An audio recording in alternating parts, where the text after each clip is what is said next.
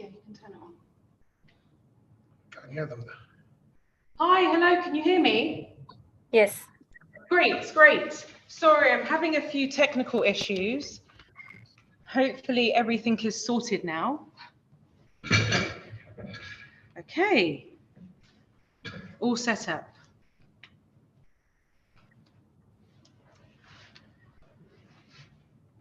All right.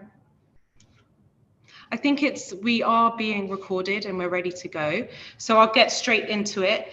This is the first in a series of webinars that will be taking place to highlight the Women in Africa's Initiative's Young Leaders 2022.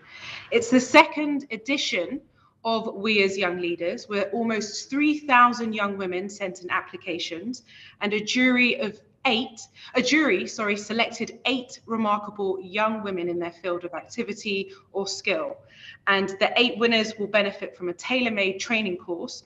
And one of those winners that were chosen, one of the 8, is joining me today, and her name is Grace Mzumara. Sorry, I make sure that I've got that right, Grace. Mzumara, apologies. Yes. Grace is a physician and a child health policy researcher at Malawi Liverpool Wellcome Trust.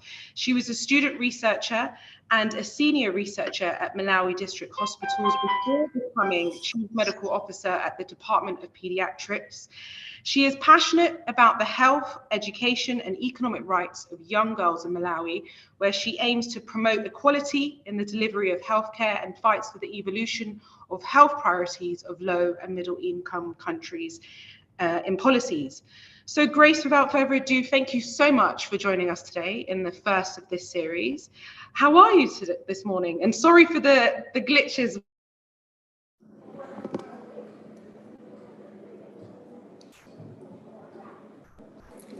Hi, I don't know if you can hear me. I think Lisa is a bit...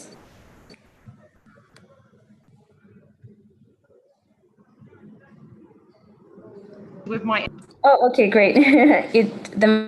My screen froze. Grace? Yeah, my screen froze for a bit. Hello? I'm doing all right. I'm in Malawi at the moment. Okay, great. Well, I think because of the slight delays, I'm going to get right into it. And I want to find out what inspired you to apply for the Women in Africa Young Leaders this year? I think when I saw the call for applications, I looked at the panel of those that were selected in the previous round. And there was one doctor in particular who is a pharmacist. And a lot of them are business people, but I think it's the pharmacist that kind of inspired me more. It made me feel like Women in Africa was interested in healthcare, and I thought I had a chance. So that's why I applied. And so far this year, since you've been selected as one of the 8, what have you learned on this new journey? So I've learned a lot from the panelists themselves. Those that were selected, wonderful group of amazing women who are doing so much work. I've learned, okay, so for example, from the group that I was with, they very driven and they really know like the field that they're in, and they push the boundaries, and it's challenged me to do the same in my field. And also I've learned a lot about myself from the panel, from the laureates that were selected, because when we met, we became friends and we get to know each other, and they kind of tell you things about yourself that I didn't know. So when you get to Paris, we have to do all these introductions, and we meet a lot of different people. And after getting to know each other, my friends would come up and be like, okay, Grace, but you know, you would do more work in another field, and I need to highlight those stuff. So they kind of gave me more confidence in myself and helped me to see the world a bit differently, and even to see my career differently. So I really appreciate being able the time to get to know the laureates that I met. And then from the trip itself to Paris, we met many organizations. But in general, what I learned from, say, for example, KPMG, we had this workshop on board members, and there was a lot that was shared about putting yourself out there to lead anything, even being a board member of a small group. And I didn't see things that way, and I learned from that. But I also learned from interacting with the employees and the members of KPMG. I learned that as okay, so I'm Malawian, and as a Malawian, it's easy to look up to the West and think everything is perfect there, and that we only learn from them. But from KPMG, I learned that they're also learning from us and from how we do things.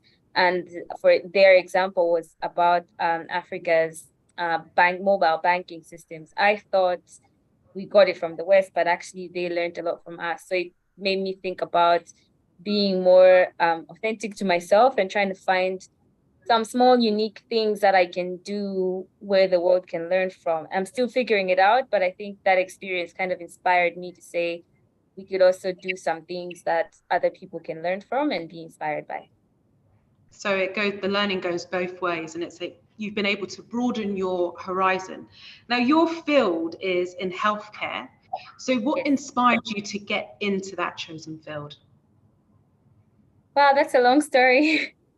Well, I guess there's different things. When I was younger, I just liked the sciences, and medicine kind of fit into that.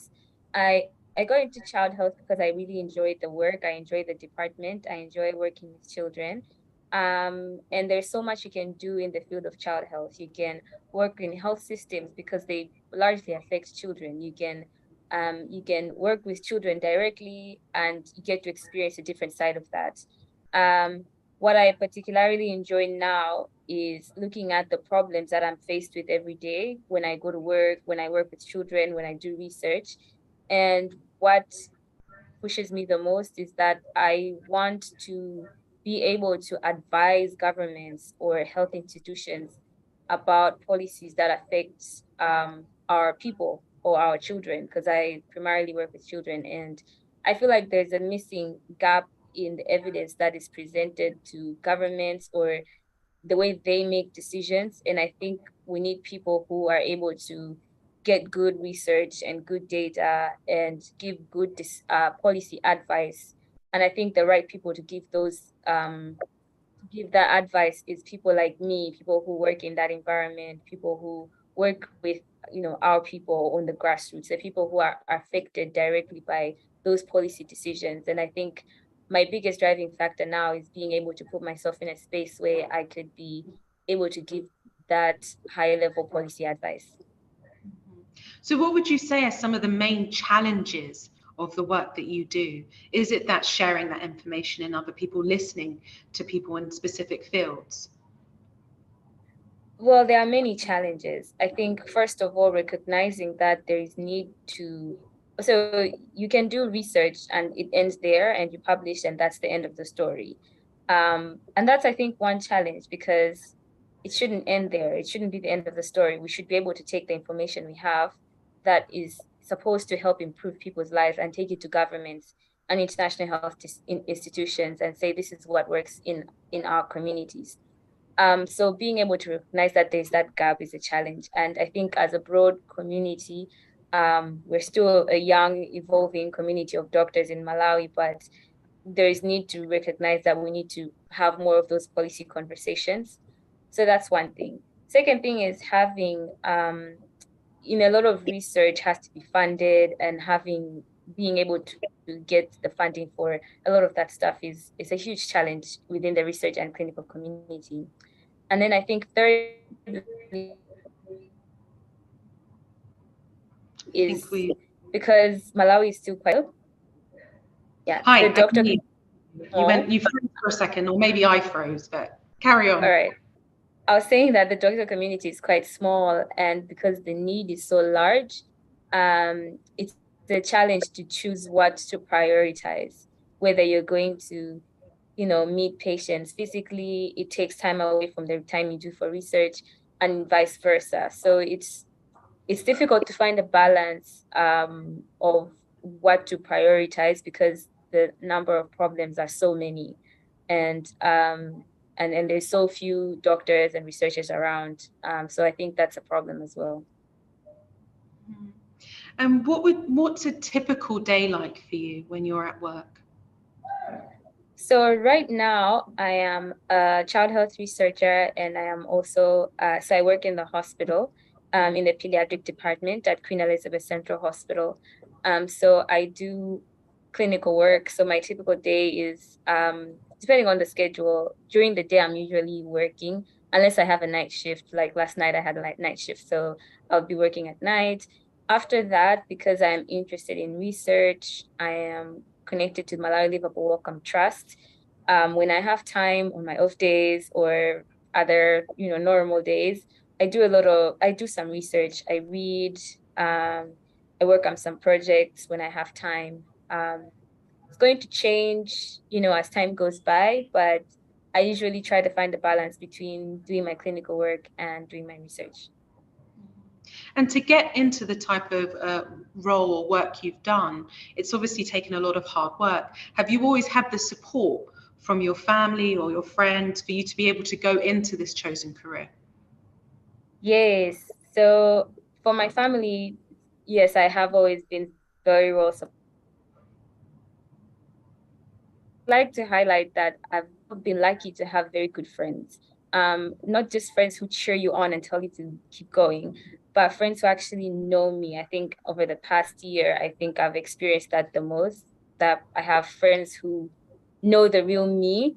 And when I doubt myself, they're able to say, no, Grace, you're actually good at this thing. And when I feel like I'm not confident in something, they'll help me to realize I'm actually good at something. And when I'm not doing very well, they're able to say, okay, you're not doing well at this thing, but we know you can do other things better. And they've encouraged me in so many different ways and really have helped to shape my career. So yeah, I would really like to highlight, I'm fortunate to have very good friends. And I think in different phases of my life, through my master's degree, my undergraduate, and the stage of life where I am right now, I've been fortunate to have friends who know me and can help me think through my decisions and my career. And you're now in your career, and how important do you think it is to be able to give back and advise and help support the younger generation, even though you are a young woman still, but the younger Yes. generation who might be interested in doing similar type of role as you? I think it's very important because when when I was maybe a few years ago, you don't see a lot of women doing many different things, and a lot of opportunities are just coming up now. And I think the younger generation of women gets more inspired. Well, I get inspired by other women doing well. And some of my career decisions have been influenced by seeing other women doing well and thinking, wait a minute, I think I would like to try that. So I think it's important to highlight different women across different spectrums so that you get to figure out what works for you. And it's nice to get people. I get DMs sometimes on LinkedIn, and people ask, about getting a master's degree, about doing other things. And I think it's important to I really enjoy that because I know the feeling, and I've done it many times myself, being, talking to someone you've never talked to before, just to find out their career path, what inspires them, what influences them. And I think it's nice to be able to help out someone else, because I am also looking for the same amount of help myself. Now, you went on to study not only in Malawi, but you also went to Oxford University, if I'm correct. Um, for those who might be tuning in and might be interested in following in the same type of career path, what advice would you give for them for reaching for one of the top universities? Well, it's quite a journey. And I think it's a journey where you get to know yourself. I don't know if that makes sense. For me, it was also quite a journey. I didn't set out to go to Oxford. I know that sounds a bit cliche, but I don't have all the time to tell you the full story, but it didn't start out that way. It started out just thinking of, I want to do a master's degree. And I was actually inspired by one of the women that I met at from my I knew her as a friend, but like a distant friend who went to Oxford. And I was like, how did you do that? And she was really nice about it. She was like, go to YouTube, get all the information you need. And it was like a journey of different friends, really. When I did my IELTS, it was a friend who was going to do her IELTS. And I was like, what is IELTS? And she told me about it. I was like, okay, I'm going to do my IELTS. Then I meet someone else and they're going to Oxford. And I met someone when I went to do my IELTS, a girl who, she was like, do you have a school in mind? And I was like, no, I don't. And she was like, do you have a scholarship? And I said, no. And she gave me a website. And actually on that website is where I found my Oxford scholarship. And then when I wasn't very confident about applying to Oxford, I met another friend who'd been there, and I was like, how did you do that? I need to know. And she really helped me out. So it's like, it's a journey, but you need to commit to improving yourself every step of the way, because you don't know at what point you get in. When you start out, you don't particularly qualify, but when you keep going and you keep improving yourself, you get better. So for example, with your essays, never write the same essay to different universities, because the essay you write today has to be different from the essay you write tomorrow, because the person you will be tomorrow has to be better than the person you are today. So you have to really commit to improving yourself, put the work, I had a book where I used to write my essays by hand before actually typing it out, just writing my ideas. I had a book where I would do my research on different universities, different courses, just to put things together. So you should commit to improving yourself. I think it's a journey to improving yourself, and getting to those higher universities, I think is the end of that process, or is the reward of that process. So you mentioned committing to improving yourself. That requires a level of discipline. What would you say, or what type of tips would you give to those out there to have the type of discipline that you've had to not only go to the schools that you wanted to, and also to be doing the role that you're doing now? So the level of discipline, if you don't have a master's yet, one of the things you should do is make time to work on your applications. So I know most UK applications are open now. So you really need to discipline yourself with time. When I was applying, I had a 2-week holiday, and I used every minute of that holiday to write my essays. So you really need to, if you're working, then make time, either give yourself an hour during work or an hour, 2 hours after work every day, but you really need to make the time to make it work. Otherwise, it doesn't work. So you have to give yourself that time to do your research. So first make time. Secondly, do your research first. And people underestimate the importance of doing your research, and don't go straight into writing the essays. Do your research first, because you might find that you're applying for something that doesn't suit you, or you're applying for something that doesn't really suit your skills or your future plans. And so don't just apply based on the buzzword. Apply because you've done your research and you know the department well, you know what you want to study well. Don't just look at one website, look at the same course in other universities, because other universities might describe the same thing differently. And then it gives you an idea of what you're getting yourself into. So you're able to defend why you want to do that course. So yeah, do your research. That's very important. But really, remember that, like I said before, it's about improving yourself. So you really need to give yourself the discipline of working on yourself every day to make yourself better, to write better essays. And you might want to take some courses in writing. You might want to take write some essays, or you might want to publish in your field, because that gives you extra points when you're applying. It could be writing a commentary, it could be just writing something small with a group of friends or a group of lecturers. Just put yourself out there, because that gives you extra points when they are selecting to have something published. So do that. Give yourself time, do your research, and improve yourself improve your writing with every essay, and publish. It helps. Okay, so make sure you do your research. Now, you are a confident woman, assertive, articulate. Is this something that you've always had? Are these the traits that you've always had from a young age, or are they skills that you've developed as you've got older? I'll be honest, because we're women. When I was younger, I would say I was very confident. I can take a stage, I could, act, I could do a lot of things. But as you get older, life happens in the middle, and it really can put you down. So I show empathy to anyone who's going through stuff in different parts of life, because it does bring down your self-esteem. And when you see people on stage like me or you, it's easy to think we have it all together, but we really don't.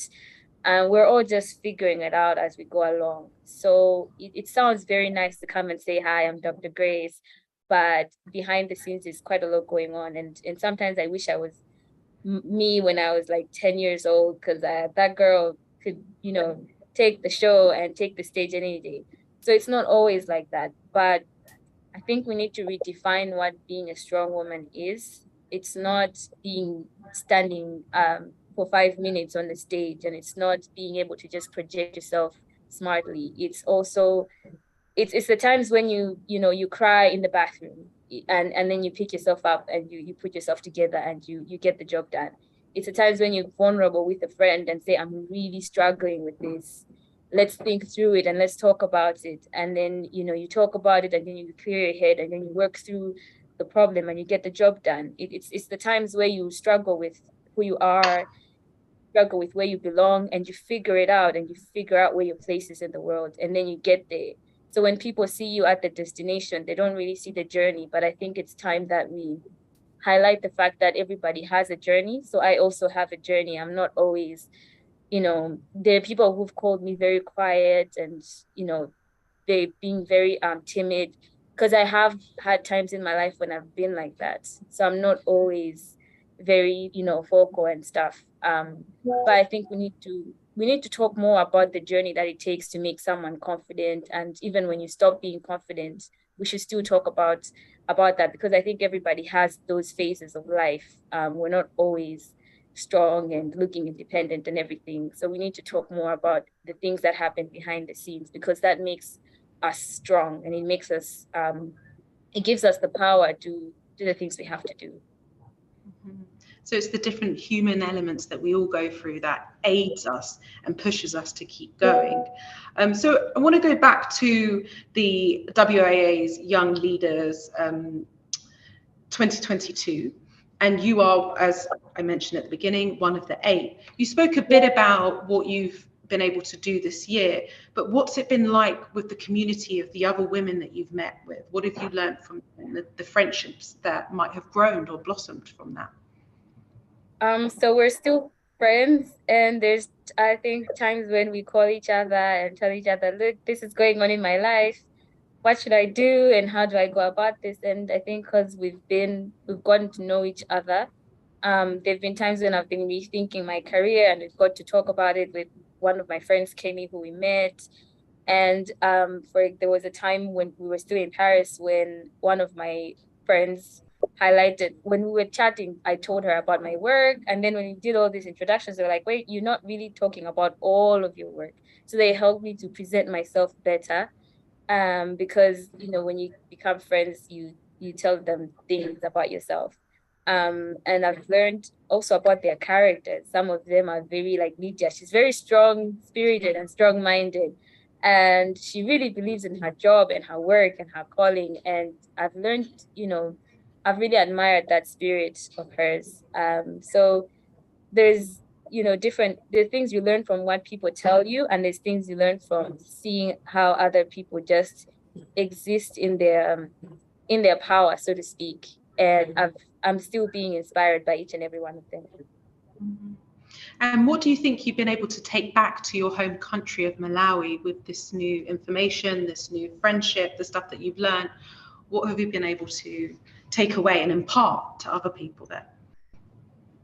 So what I've been able to take away is the world is a really huge place.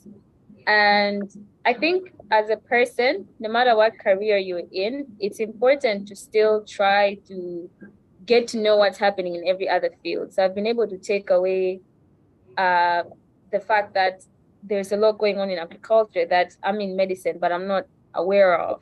And I need to know that stuff because it still affects health. I've been able to learn about my friends in IT, and Lydia, one of the laureates, works in pulmonary hypertension, and I didn't think it was such a huge deal because I guess I see it every day. But from her point of view, I was able to see the problem from her side and see that there's a lot more that we need to do as a health sector to improve those chronic conditions. And she helped me to see this problem that I see in the hospital every day, but to see it from a community side and think that we need to actually, there's more that governments should do to improve that problem in like my country, but also in general. So I've learned from people's different experiences. And what advice would you give to someone else if, once this comes back around, maybe next year or the year after, would you advise them to apply for this? I would advise to apply. I also advise that treat everything in your life as a story that you will tell. So a lot of the times people are not sure what to say on the application forms, but I think we all have a lot to say on those forms. But really, again, take your time to do research about each one of the laureates and see where you fit in, and not just the laureates. WIA is quite large. There's lots of mentors from different countries. You should look at the profiles of they always publish the people who are doing the selection. You should also look at those people and see what they're interested in, where their interests lie, because you need to find a way to connect yourself to the panel that's selecting, but also to the panel that is already there, and figure out how you fit into their, into their world, but also figure out how you stand out. So that takes a lot of research. I prefer to write things down before you write the final thing. Just write some ideas to see what you can incorporate, what fits in, because that works. It works well for me because it helps you put your thoughts out there instead of just thinking you can write it all in one go. So really take your time to do your research, but aim to let the other person see you as familiar, but also aim to show yourself unique in a unique way. So really putting out your best qualities and making sure that you highlight what you've done. And like you said, all of us have so much already. So your main thing that you do, you're also a researcher. And you spoke a bit about it earlier, but I'm interested to find out, what is it in particular that you like researching the most? I know your sector is health, but is there something in particular that you're really keen to understand? So I'm interested in health policy, and my previous work has been in COVID-19 policy in Malawi. And I did it because I wanted to highlight what the policy measures were put in place in Malawi during COVID-19, because there was so much news flying around. In Malawi, a very small country, and I was interested to know what it looks like for my country, and importantly, what does the future look like?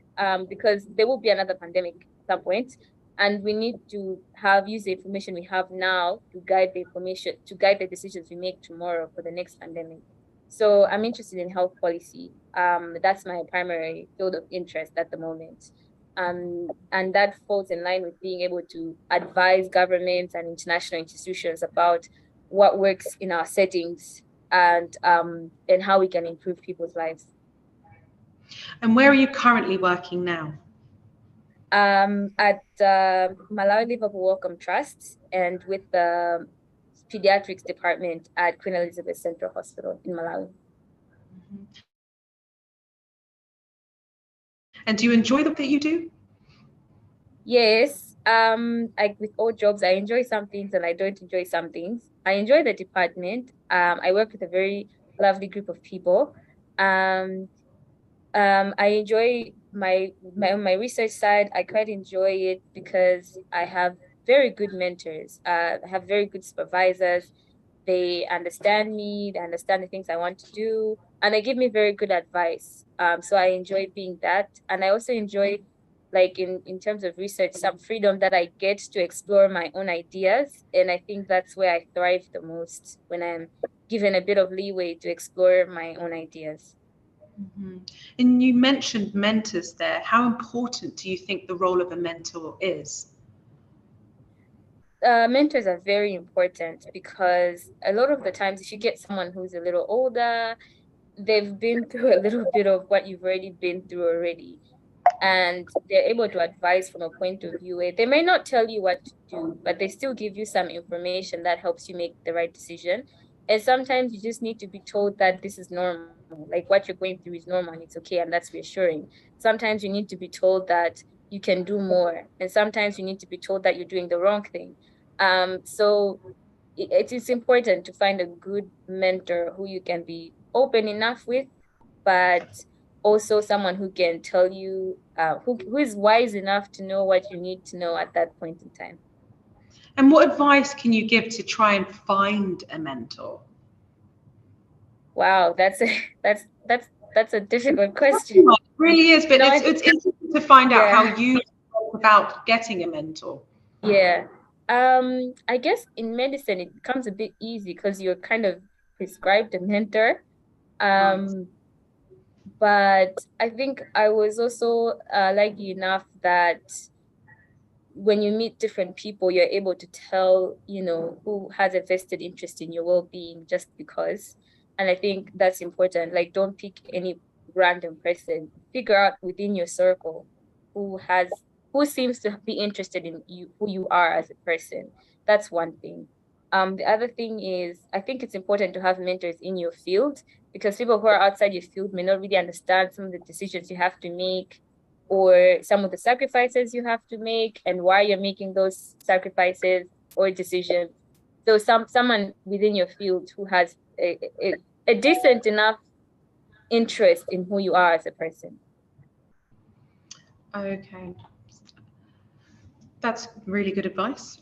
Mentors, I think, is a key thing that in a lot of the times when I'm hosting maybe a webinar or I'm talking to female leaders, having a mentor seems to be a really key. Sorry, I'm just getting notifications. I'm trying to turn them off.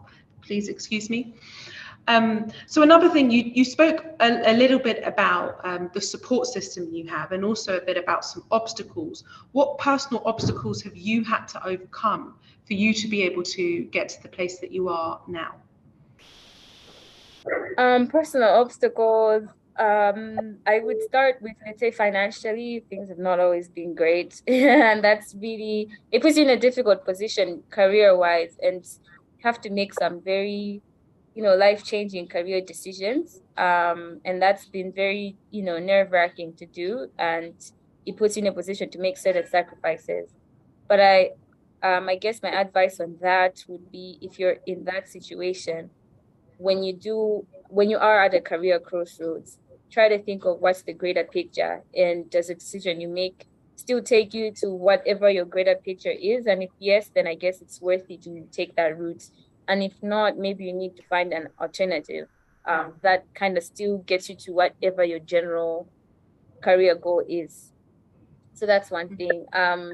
Yeah, finances. And in general, I've also had to fail at a couple of things. And it's not easy to fail. Medicine is hard. It's not easy to fail. So again, having good friends who know you, who know your potential, who can remind you that we can work together and we can get this done. Having a good family that's understanding and is there for you. Sometimes I get home and my sister has these really cute cards laid out for me because she knows that I'm having a very hard time. It's good, but it's everyone, I guess, goes through different kinds of failures, and I've had my fair share, and I've had to do a lot of internal work to turn things around. I can say I'm still within my internal work of turning things around. I don't know which direction it's going in, but I when we have talks like this, I think it's important to tell people. I like the question, because we need to tell people it's not always perfect. We do fail at things, and we do have serious sacrifices to make at times. So I would highlight those two: financial and failing. Not easy to do, but it's part of life. It's a part of the process. Now, another thing I wanted to move on to is talking about gender. Now, in a lot of industries and sectors, there's usually a bit of an imbalance with a lot more males than there are females. What's it like within your sector in Malawi?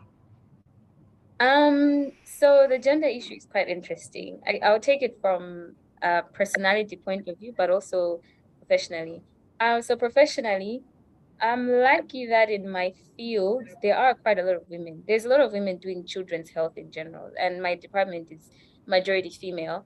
And there's been other departments where there are quite a majority of females. So that has been quite comforting. But for example, when I did my master's, I think it's also comforting to find people who deliberately look for women. So when I did my master's in Oxford, I did it in international health and tropical medicine, and our course director, Dr. Professor Pushista, she made a deliberate effort to recruit women. And so the class was one of the few classes in Oxford, which is majority African and majority female. Um, and it's, I think when we go up the scales of work professionally or wherever we are, it's important to make certain deliberate choices to balance the scales of gender, because it's not easy, unless we make a conscious decision to make space for women. The second thing is, I think personality wise, I think as I've grown, I've seen a lot of differences between men and women personality wise. I think it's easier for men to just put themselves out there, whether or not they qualify. They just tend to have a certain confidence in themselves that sometimes women don't, depending on which country or situation you're from. But I've seen that in my career. And maybe as women, we don't recognize that we put ourselves down when we qualify for something. And I think we need to know that, so that when we're in a situation, we should consciously tell ourselves that we belong there and that we have a seat, we can have a seat at the table, and that we consciously put ourselves forward instead of, taking the back seat. So consciously as women, we need to do more of that. And it's not every space where they will look for women, but in those spaces where they're not actively looking for a woman, we need to do more personally, do more work on ourselves to improve ourselves, like professionally, so that we qualify for those seats, even though they're not directly looking for women. And what's the plan for you? Where do you see yourself in the next maybe 10 years? What would your goal be that you'd be doing? Well, like every little girl in medicine, maybe I would love to work with the World Bank, the WHO, and in capacities that help me advise those institutions, but also the government of Malawi and other similar countries, on health policy decisions. That's my general outlook.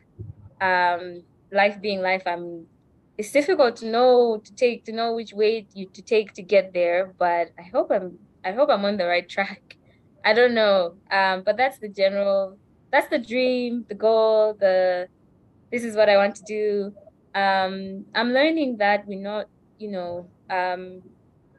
I'm learning to not put myself off from certain positions or career paths just because I didn't think that's what I needed to do at the time. Because we never know exactly what you do to take you where you want to go. But the WHO, World Bank, but my objective is the same: to advise international organizations and governments on policy decisions that improve people's lives. And I think as long as I'm able to meet that objective, I think that's what works for me. If I'm in a position to meet that objective, that's what will work for me. And have you always wanted to do what you do now? Has this been a dream since childhood? No. There's some people who just know since they were kids that they want to be a doctor. I've never been one of those. I think I've always known how I wanted to work and not exactly what it looked like. So when I was younger, I wanted sciences and I wanted something that's, I wanted to be moving up and down because I'm kind of a busybody most of the time. And as I've grown and I've learned and explored the world and different ideas, I've kind of settled more into, decision making, policy advice, because I felt like there's not a lot of doctors who are doing that, and I wanted to be able to do that, even though I wasn't exactly sure how I would do it, but there's certain decisions that I've made in my life that have led me to do that. So for example, when I did my master's, I was able to meet the UK Parliament Committee on neglected diseases and malaria. And we were given the assignment of advising the UK government on financing for malaria. And that was when I was inspired that I wanted to do more of that. I wanted to do more of that, like engaging directly with governments about what their questions are about healthcare. And I felt like there was a gap in my country where we the doctors, are not being in the forefront to advise governments, to advise our own government. And when I had that experience, I was like, yeah, I want to do more of this. So that would be, I guess, my starting point for policy work. But as a kid, no, I just wanted to be up and down because I never wanted to just sit in an office all day. I knew that I didn't want to sit in an office all day. I wasn't like, I'm going to be a doctor, but I didn't want to sit in an office all day. I'm too much of a busybody to be comfortable in an office all day long. No offense to office people. It just wasn't me. I knew that. I didn't know what I was actually going to do. Given the work that you do, given the work that you do now, what advice would you then give to your younger self? If you could give us some advice, what advice would you Wow. That's a difficult question. What advice to my younger self? I tell her to slow down sometimes. You need to breathe. Need to breathe sometimes, and that you can't do everything. At some point you have to pick, and it's okay to not. I think the biggest thing I would tell my younger self is it's okay to not be like everyone, because there's been a point in my life where I really beat myself up for not being like my friends or not being like the people I thought I should be like. And I think that would be the number one thing. We live in communities where our success is based on what the other person did, or what your friends in general are doing. And we gauge our success off of what everybody else's success looks like. But I think the biggest thing would be relax. It's okay to not be like everyone, like your friends. It's okay to have your own path, even though it doesn't look anything familiar to you. But it's okay. You are who you are, and we'll figure it out. But you don't have to beat yourself down for not being like your friends. That's really good advice, actually, just being yourself. So you've mentioned what you want to do in the future, like maybe in 10 years' time, your goal is to advise governments. What's the immediate plans over the next, well, we're wrapping up this year, but next year, what's your plan? What do you hope to be doing? So I'm in the middle of a lot of decisions at the moment, but I think next year I will be going into health economics, which is, I think, something that puts me on the path of advising governments, because a lot of their decisions is based on money. So that's what I will be doing. I'll be working on a project on malaria, which is a problem that's important in my country, but in the field of health economics, which I think will give me some skills that I need if I'm going to be meet the objective of advising governments and advising institutions. That sounds like a good plan. So is that a project or is that studying? So it's a PhD in health economics. Oh, it's a PhD. Amazing. So that's what you'll be starting in the new year. January. Yes. January. So soon, and that will last around what, 4 years, 3 years? 3. Okay, great. Sounds amazing. So you've got a lot of drive that keeps you going to want to achieve these things. Is there something that drives you, or is it just within you that you know this is what I want to do, or is there something more? Maybe as we get older, we get different drives. When I was in college, I just naturally loved exploring ideas and different things. So I did spend some time exploring different things, figuring out how my life was going to look like.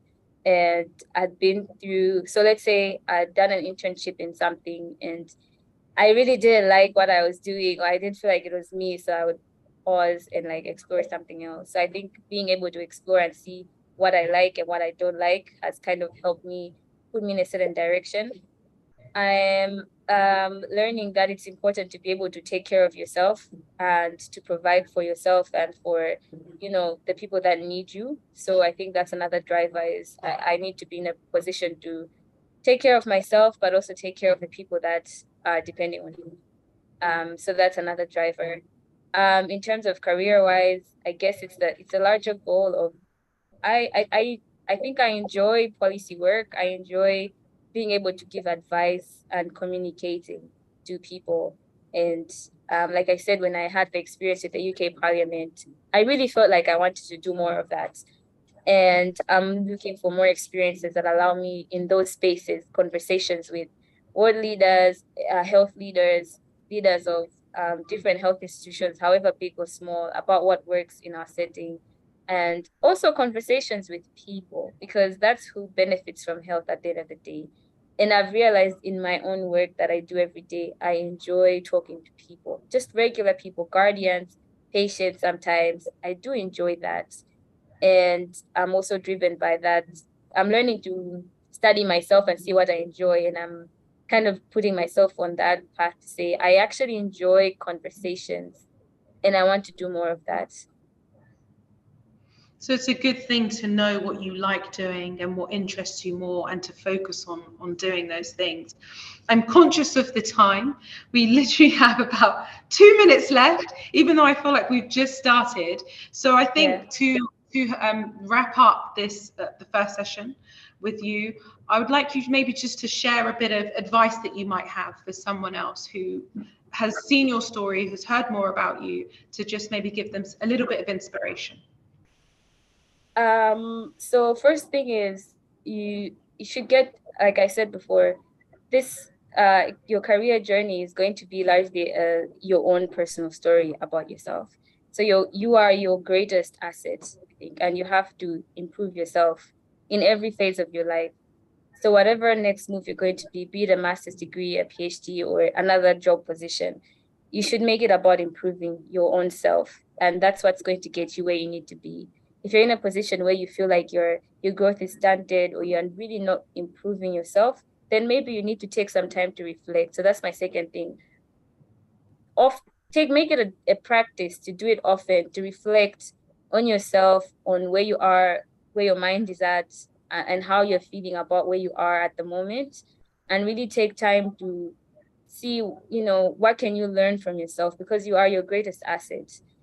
You should take inspiration from other people, but don't feel so much pressure to be like other people. Figure out your own unique self and how you fit in the world and how you can stand out from where you are. You have great ideas. I think sometimes we put ourselves down because we think our ideas are not good enough. But you figure out a way to explore those ideas. Also make good friends. You need to make good friends. Friends who genuinely care about you, who know you, and they can tell you that, okay, you know, you're good at this, because sometimes we're not able to see the things we're good at, or we take it for granted because we're good at them. So you need friends who can say, you're good at this thing, so keep doing that, you know, or you're not good at this thing, but you know, let's work through it. Make good friends and remember that it's a journey. At the end of the day, it's all about you, and remember that you are your greatest asset. So work on yourself and make yourself better. Grace, thank you so much for sharing your story and also those inspirational words for people to just push themselves forward. Thank you and congratulations again on being selected as one of WIA's Young Leaders 2022. Thank you. It's been a joy hearing your story again, so thank you so much. And as I mentioned, this is the first in a series of conversations that I'll be having with the 8 young leaders that were chosen this year. So please do look out for more emails that will be coming through in the new year about upcoming webinars. Grace, again, thank you so much. Thank you so much for having me. Thank you.